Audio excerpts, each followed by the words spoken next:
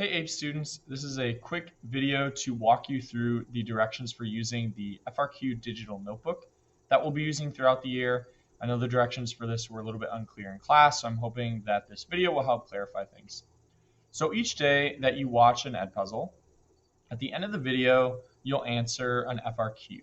And so what you'll notice here is that the first actual question you need to answer when you get an FRQ is how many basic sentences are required for an identify prompt.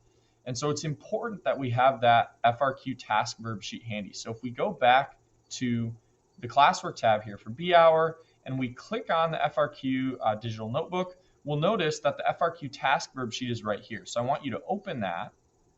And then once you've opened it, I want you to bookmark it by holding Control B or clicking the little star up here. And so I can bookmark this and I can add it to my APES links, and then it is there for my future use, and it's really easy to find. So we look here and we see identify as one sentence. It's a simple answer with no elaboration. So I go back to the Edpuzzle and I'd say one sentence, simple, no elaboration. Then I'm going to go to the next question, and it's going to say how many sentences are required for a describe prompt.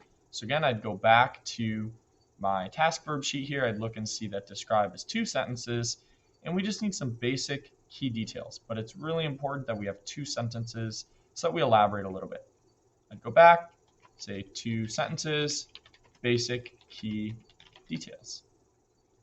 Now we're ready to actually answer the FRQ.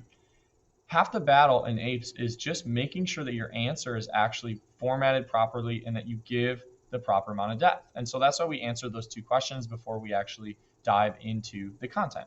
So we have a question here. It says identify 2 organisms that compete for shared food resources. Describe how resource partitioning could reduce the competition. So I'm not going to answer the question because this is actually part of your work. So I don't want to do your job for you, but I'll just write test answer here. And then this is the critical part that's going to enable me to give you a lot better feedback this year. If you copy this answer when you're finished before you hit submit, so Control C, then what you'll want to do is go back to Google Classroom and you open the digital notebook.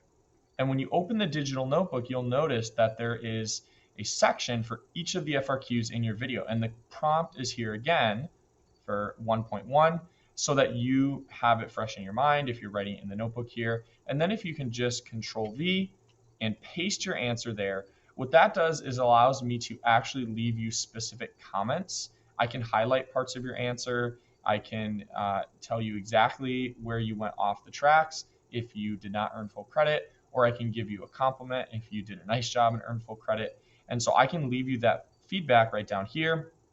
I can even tell you what mistake you made if you missed a point. I can't do that as easily in Edpuzzle, and so that's why it's more important that you copy and paste that answer here. So again, I hope these directions were helpful for helping you understand how to use both the FRQs at the end of Edpuzzle and the digital notebook to make sure that I can give you the best feedback possible.